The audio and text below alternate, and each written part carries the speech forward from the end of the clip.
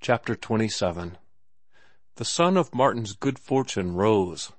The day after Ruth's visit, he received a check for $3 from a New York scandal weekly in payment for 3 of his triolets. 2 days later, a newspaper published in Chicago accepted his treasure hunters, promising to pay $10 for it on publication. The price was small, but it was the first article he had written, his very first attempt to express his thought on the printed page. To cap everything, the adventure serial for boys, his second attempt, was accepted before the end of the week by a juvenile monthly calling itself Youth and Age. It was true the serial was 21,000 words, and they offered to pay him $16 on publication, which was something like 75 cents a 1,000 words, but it was equally true that it was the second thing he had attempted to write, and that he was himself thoroughly aware of its clumsy worthlessness. But even his earliest efforts were not marked with the clumsiness of mediocrity. What characterized them was the clumsiness of too great strength, the clumsiness which the tyro betrays when he crushes butterflies with battering rams and hammers out vignettes with a war club. So it was that Martin was glad to sell his early efforts for songs. He knew them for what they were, and it had not taken him long to acquire this knowledge. What he pinned his faith to was his later work. He had striven to be something more than a mere writer of magazine fiction. He had sought to equip himself with the tools of artistry. On the other hand, he had not sacrificed strength. His conscious aim had been to increase his strength by avoiding excess of strength. Nor had he departed from his love of reality. His work was realism, though he had endeavored to fuse with it the fancies and beauties of imagination. What he sought was an impassioned realism, shot through with human aspiration and faith. What he wanted was life as it was, with all its spirit groping and soul-reaching left in. He had discovered, in the course of his reading, 2 schools of fiction. One treated of man as a god, ignoring his earthly origin. The other treated of man as a clod, ignoring his heaven-sent dreams and divine possibilities. Both the god and the clod schools erred, in Martin's estimation, and erred through too great singleness of sight and purpose. There was a compromise that approximated the truth, though it flattered not the school of God, while it challenged the brute savageness of the school of clod.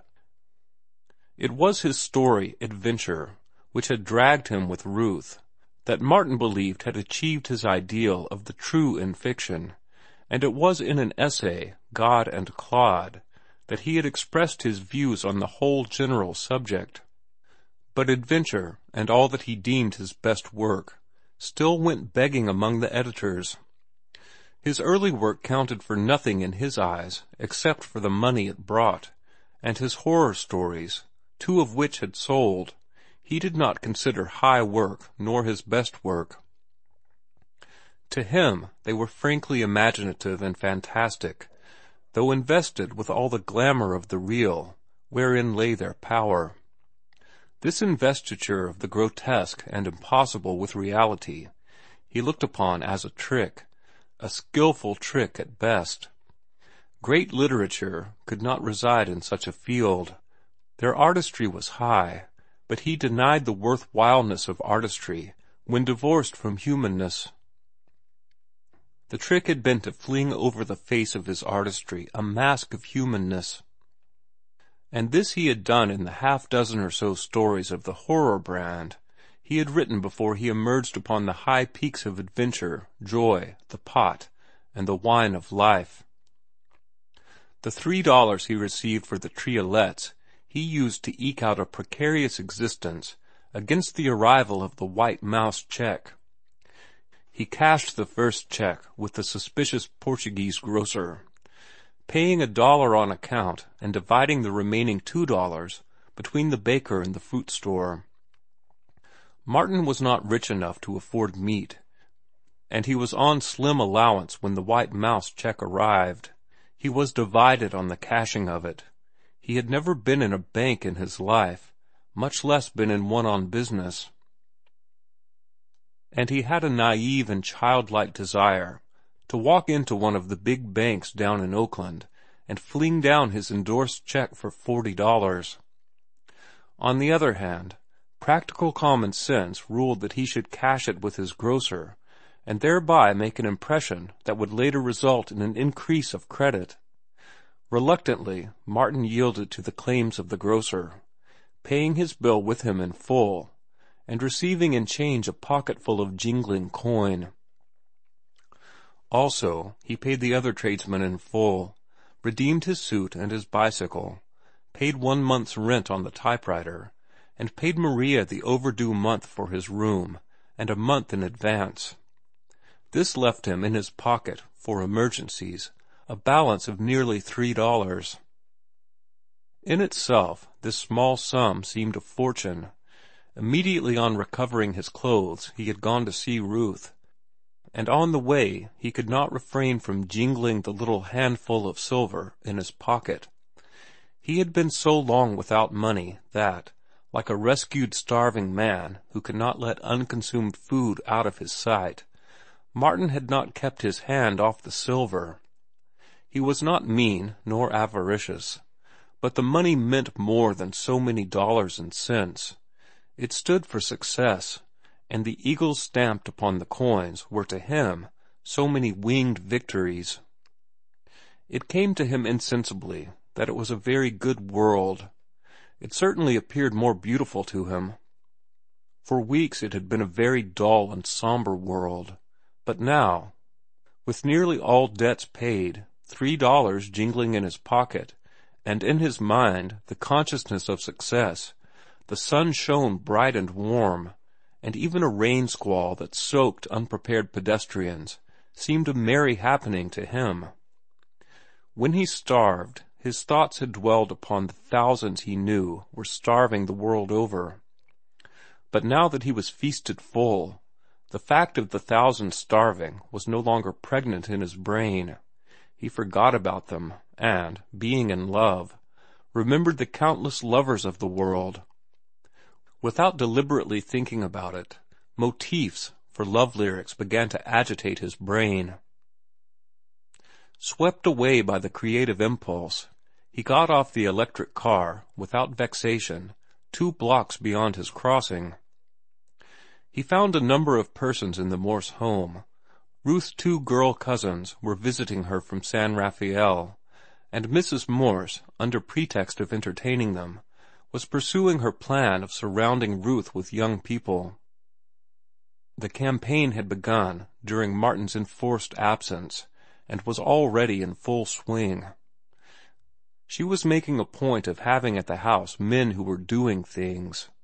Thus, in addition to the cousins Dorothy and Florence, Martin encountered 2 university professors, one of Latin, the other of English, a young army officer just back from the Philippines, one-time schoolmate of Ruth's, a young fellow named Melville, private secretary to Joseph Perkins, head of the San Francisco Trust Company, and finally of the men, a live bank cashier, Charles Hapgood, a youngish man of 35, graduate of Stanford University, member of the Nile Club and the Unity Club, and a conservative speaker for the Republican Party during campaigns. In short, a rising young man in every way. Among the women was one who painted portraits, another who was a professional musician, and still another who possessed the degree of Doctor of Sociology, and who was locally famous for her social settlement work in the slums of San Francisco. But the women did not count much in Mrs. Morse's plan. At the best, they were necessary accessories. The men who did things must be drawn to the house somehow. "Don't get excited when you talk," Ruth admonished Martin, before the ordeal of introduction began. He bore himself a bit stiffly at first, oppressed by a sense of his own awkwardness, especially of his shoulders, which were up to their old trick of threatening destruction to furniture and ornaments. Also, he was rendered self-conscious by the company. He had never before been in contact with such exalted beings, nor with so many of them. Melville, the bank cashier, fascinated him, and he resolved to investigate him at the first opportunity. For underneath Martin's awe lurked his assertive ego, and he felt the urge to measure himself with these men and women, and to find out what they had learned from the books and life which he had not learned. Ruth's eyes roved to him frequently to see how he was getting on, and she was surprised and gladdened by the ease with which he got acquainted with her cousins. He certainly did not grow excited, while being seated removed from him the worry of his shoulders. Ruth knew them for clever girls, superficially brilliant, and she could scarcely understand their praise of Martin later that night at going to bed. But he, on the other hand, a wit of his own class, a gay quizzer and laughter-maker at dances and Sunday picnics, had found the making of fun and the breaking of good-natured lances simple enough in this environment. And on this evening success stood at his back, patting him on the shoulder and telling him he was making good, so that he could afford to laugh and make laughter and remain unabashed. Later, Ruth's anxiety found justification. Martin and Professor Caldwell had got together in a conspicuous corner, and though Martin no longer wove the air with his hands, to Ruth's critical eye he permitted his own eyes to flash and glitter too frequently, talked too rapidly and warmly, grew too intense, and allowed his aroused blood to redden his cheeks too much. He lacked decorum and control, and was in decided contrast to the young professor of English with whom he talked. But Martin was not concerned with appearances. He had been swift to note the other's trained mind and to appreciate his command of knowledge. Furthermore, Professor Caldwell did not realize Martin's concept of the average English professor. Martin wanted him to talk shop, and, though he seemed averse at first, succeeded in making him do it. For Martin did not see why a man should not talk shop. "It's absurd and unfair," he had told Ruth weeks before, "this objection to talking shop. For what reason under the sun do men and women come together, if not for the exchange of the best that is in them? And the best that is in them is what they are interested in, the thing by which they make their living, the thing they've specialized on and sat up days and nights over, and even dreamed about. Imagine Mr. Butler living up to social etiquette and enunciating his views on Paul Verlaine, or the German drama, or the novels of D'Annunzio. We'd be bored to death. I, for one, if I must listen to Mr. Butler, prefer to hear him talk about his law. It's the best that is in him, and life is so short that I want the best of every man and woman I meet." "But," Ruth had objected, "there are the topics of general interest to all." "There you mistake," he had rushed on. "All persons in society, all cliques in society, or rather, nearly all persons and cliques, ape their betters. Now, who are the best betters? The idlers, the wealthy idlers. They do not know, as a rule, the things known by the persons who are doing something in the world. To listen to conversation about such things would mean to be bored, wherefore the idlers decree that such things are shop and must not be talked about. Likewise, they decree the things that are not shop and which may be talked about, and those things are the latest operas, latest novels, cards, billiards, cocktails, automobiles, horse shows, trout fishing, tuna fishing, big game shooting, yacht sailing, and so forth. And, mark you, these are the things the idlers know. In all truth, they constitute the shop talk of the idlers. And the funniest part of it is that many of the clever people, and all the would-be clever people, allow the idlers so to impose upon them. As for me, I want the best a man's got in him. Call it shop vulgarity or anything you please." and Ruth had not understood. This attack of his on the established had seemed to her just so much willfulness of opinion. So Martin contaminated Professor Caldwell with his own earnestness, challenging him to speak his mind.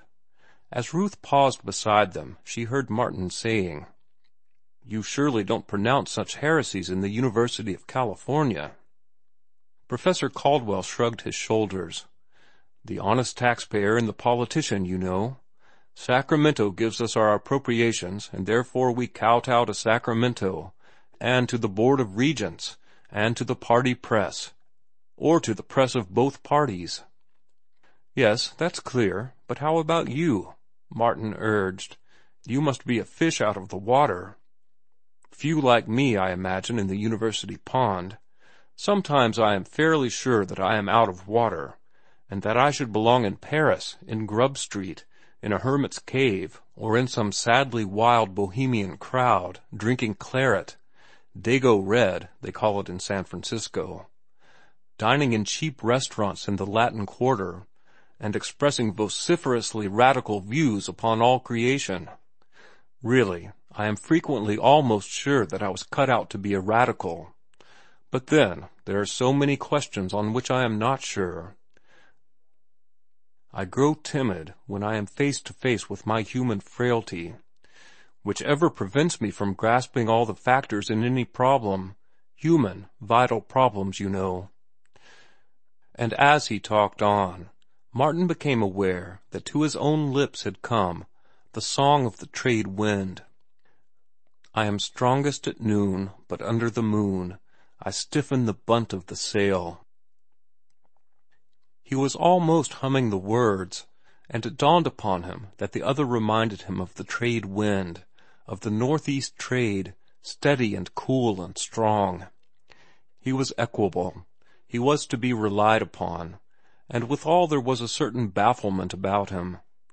Martin had the feeling that he never spoke his full mind, just as he had often had the feeling that the trades never blew their strongest, but always held reserves of strength that were never used.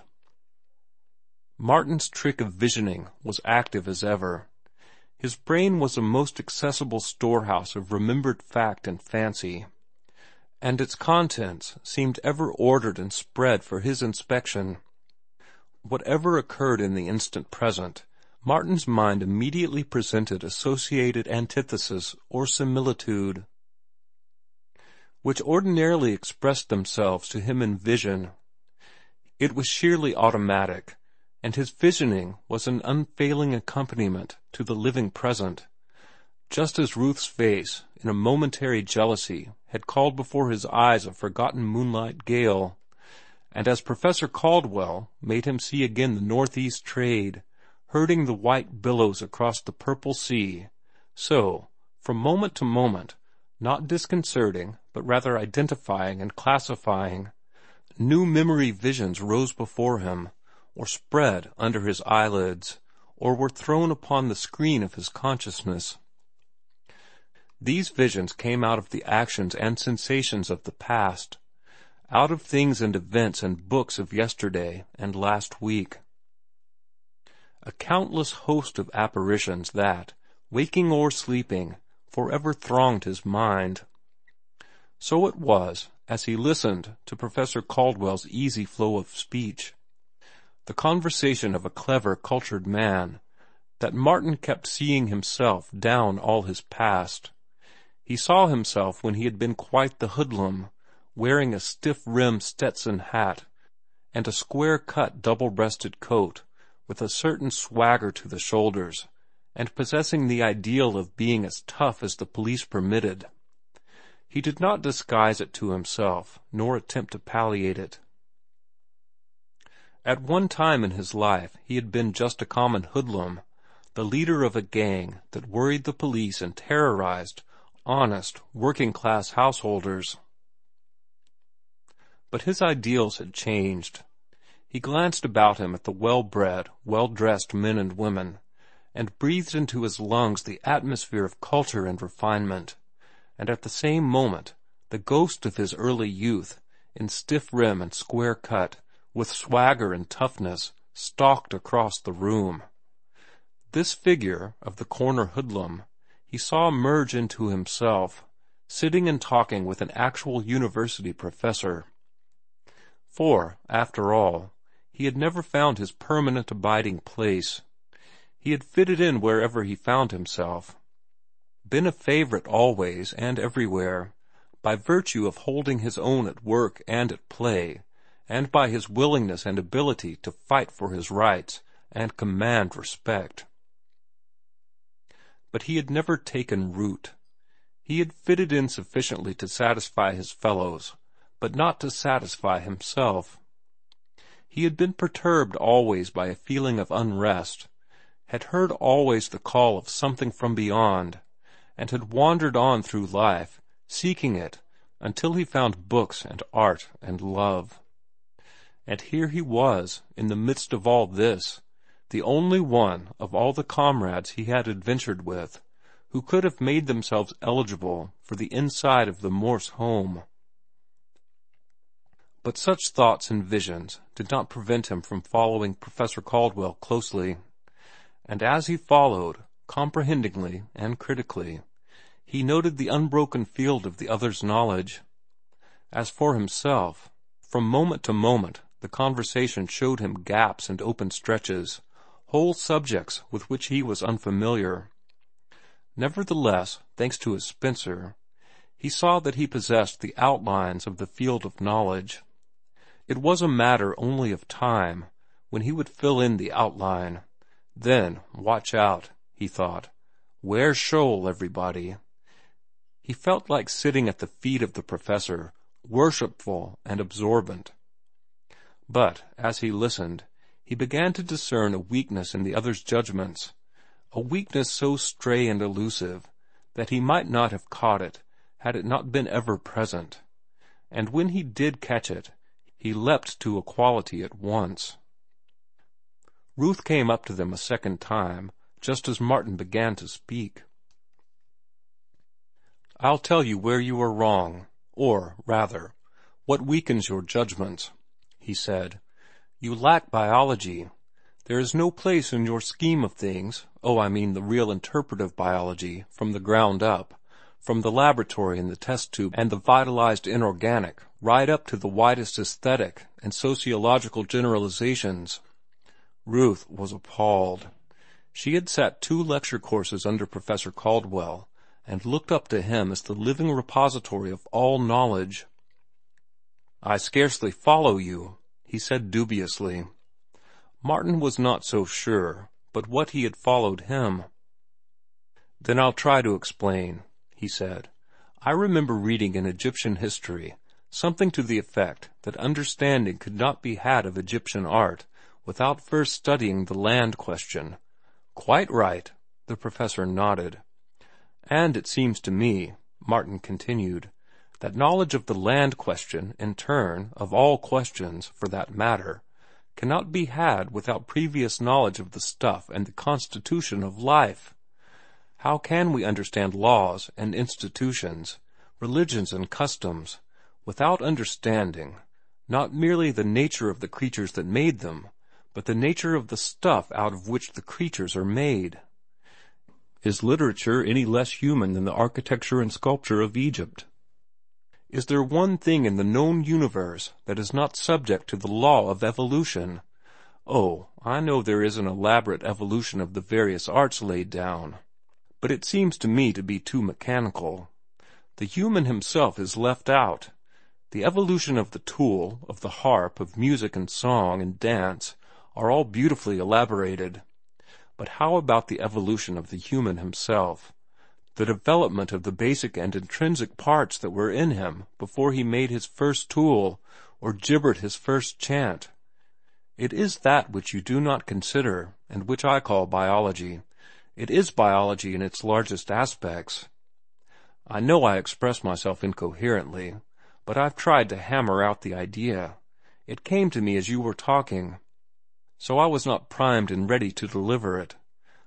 You spoke yourself of the human frailty that prevented one from taking all the factors into consideration, and you, in turn, or so it seems to me, leave out the biological factor, the very stuff out of which has been spun the fabric of all our arts, the warp and the woof of all human actions and achievements. To Ruth's amazement, Martin was not immediately crushed, and that the professor replied in the way he did struck her as forbearance for Martin's youth. Professor Caldwell sat for a full minute, silent and fingering his watch chain. "Do you know," he said at last, "I've had that same criticism passed on me once before, by a very great man, a scientist and evolutionist, Joseph LeConte. But he is dead, and I thought to remain undetected. And now you come along and expose me. Seriously, though, and this is confession, I think there is something in your contention, a great deal, in fact. I am too classical, not enough up to date in the interpretive branches of science, and I can only plead the disadvantages of my education and a temperamental slothfulness that prevents me from doing the work. I wonder if you'll believe that I've never been inside a physics or chemistry laboratory. It is true, nevertheless. LeConte was right, and so are you, Mr. Eden, at least to an extent. How much, I do not know." Ruth drew Martin away with her on a pretext. When she had got him aside, whispering, "You shouldn't have monopolized Professor Caldwell that way. There may be others who want to talk with him." "My mistake," Martin admitted contritely. "But I'd got him stirred up, and he was so interesting that I did not think. Do you know, he is the brightest, the most intellectual man I have ever talked with. And I'll tell you something else. I once thought that everybody who went to universities, or who sat in the high places in society, was just as brilliant and intelligent as he." "He's an exception," she answered. "I should say so. Whom do you want me to talk to now? Oh, say, bring me up against that cashier fellow." Martin talked for 15 minutes with him, nor could Ruth have wished better behavior on her lover's part. Not once did his eyes flash, nor his cheeks flush, while the calmness and poise with which he talked surprised her. But in Martin's estimation the whole tribe of bank cashiers fell a few 100%, and for the rest of the evening he labored under the impression that bank cashiers and talkers of platitudes were synonymous phrases. The army officer he found good-natured and simple, a healthy, wholesome young fellow, content to occupy the place in life into which birth and luck had flung him. On learning that he had completed 2 years in the university, Martin was puzzled to know where he had stored it away. Nevertheless, Martin liked him better than the platitudinous bank cashier. "I really don't object to platitudes," he told Ruth later, "but what worries me into nervousness is the pompous, smugly complacent, superior certitude with which they are uttered, and the time taken to do it. Why, I could give that man the whole history of the Reformation in the time he took to tell me that the Union Labor Party had fused with the Democrats. Do you know, he skins his words as a professional poker player skins the cards that are dealt out to him. Some day I'll show you what I mean." "I'm sorry you don't like him," was her reply. "He's a favorite of Mr. Butler's. Mr. Butler says he is safe and honest, calls him the Rock, Peter, and says that upon him any banking institution can well be built. I don't doubt it, from the little I saw of him and the less I heard from him, but I don't think so much of banks as I did. You don't mind my speaking my mind this way, dear?" "No, no, it is most interesting." "Yes," Martin went on heartily, "I'm no more than a barbarian getting my first impressions of civilization. Such impressions must be entertainingly novel to the civilized person." "What did you think of my cousins?" Ruth queried. "I liked them better than the other women. There's plenty of fun in them along with paucity of pretense." "Then you did like the other women?" He shook his head. "That social settlement woman is no more than a sociological poll parrot. I swear, if you winnowed her out between the stars, like Tomlinson, There would be found in her not one original thought.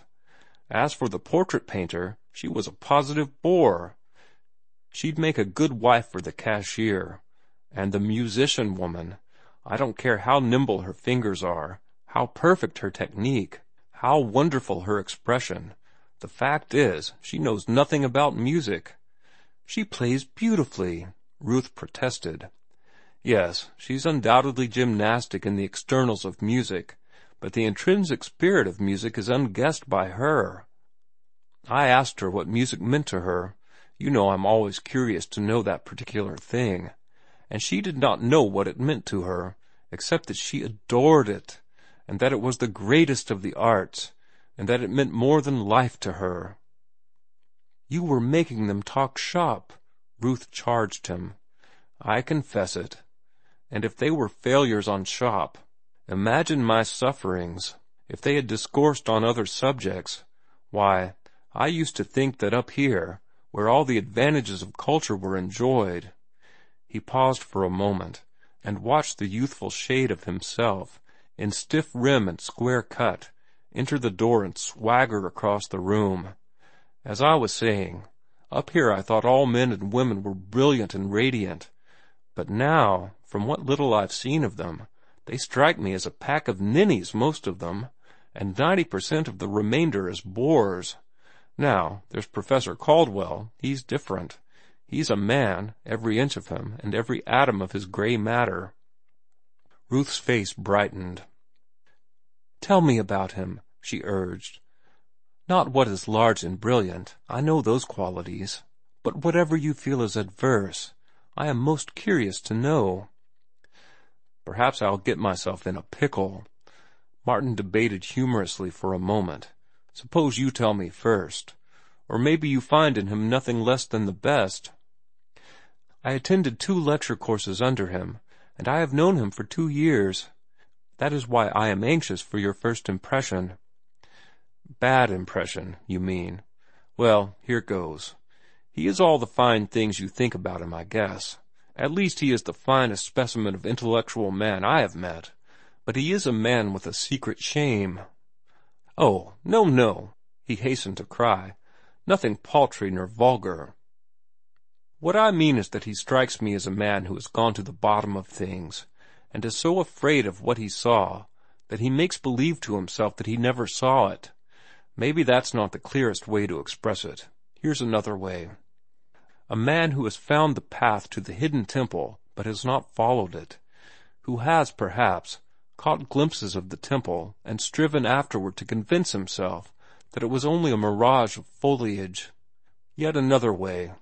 A man who could have done things, but who placed no value on the doing, and who, all the time, in his innermost heart, is regretting that he has not done them, who has secretly laughed at the rewards for doing, and yet, still more secretly, has yearned for the rewards and for the joy of doing. I don't read him that way, she said, and for that matter, I don't see just what you mean. It is only a vague feeling on my part, Martin temporized. I have no reason for it. It is only a feeling, and most likely it is wrong. You certainly should know him better than I. From the evening at Ruth's, Martin brought away with him strange confusions and conflicting feelings. He was disappointed in his goal, in the persons he had climbed to be with. On the other hand, he was encouraged with his success. The climb had been easier than he expected. He was superior to the climb, and he did not, with false modesty, hide it from himself. He was superior to the beings among whom he had climbed, with the exception, of course, of Professor Caldwell. About life and the books he knew more than they, and he wondered into what nooks and crannies they had cast aside their educations. He did not know that he was himself possessed of unusual brain vigor, nor did he know that the persons who were given to probing the depths and to thinking ultimate thoughts were not to be found in the drawing-rooms of the world's Morses. Nor did he dream that such persons were as lonely eagles, sailing solitary in the azure sky, far above the earth, and its swarming freight of gregarious life. End of chapter 27.